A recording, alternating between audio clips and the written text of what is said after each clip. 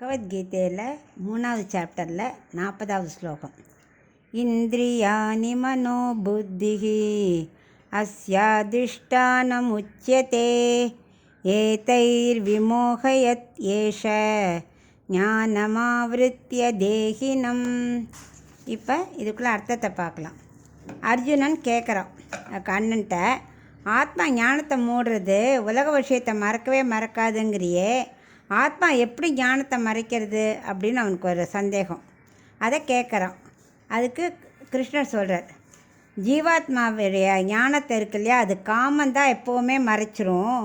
மறைக்கிறது மட்டும் இல்லை, அப்படியே மயக்கமடைய செய்கிறது, அதாவது மழுங்க செய்கிறது புத்தியை.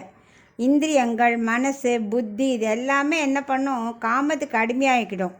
அதனால் நமக்கு அந்த புத்தியெல்லாம் ஒரு மயக்கமாக ஒரு உலக விஷயத்தை நோக்கியே போயின்ட்டுருக்கோம். இந்த இந்திரியங்கள் இருக்கு இல்லையா, அது என்ன பண்ணும், மனசை தூண்டும். இங்கே பாரு, அதை கேளு, இதை சாப்பிடு, இங்கே போ அப்படின்னு மனசை தூண்டும். புத்தி என்ன பண்ணும், உடனே அது வழியே போயிடும், மயக்கம் அடைஞ்சிடும். அது எல்லாம் மூணு ஒரு லைன். அறிவு 2 இருக்குது, நல்ல விஷயத்துக்கும் போகும், காம விஷயத்துக்கும் போகும்.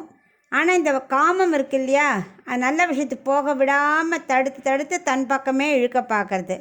ஒரு நல்ல பயிர் வளர விடாமல் களை முளைச்சுட்டே இருக்கு இல்லையா, அதை மாதிரி நம்ம நல்ல அறிவு நல்ல விஷயத்துக்கு போக விடாமல் இந்த காமம் என்ன ஆறுது, ஆசையும் குரோதமும் ஆத்மாவை மயங்க செய்யறது. மயக்கம்னா மயக்கம் போட்டு விழுதில்லை, உடல் வேறு ஆத்மா வேறுங்கிற அந்த புத்தி இல்லாமைக்கு உடலே ஆத்மா அப்படின்னு அவள் மயங்கிறது.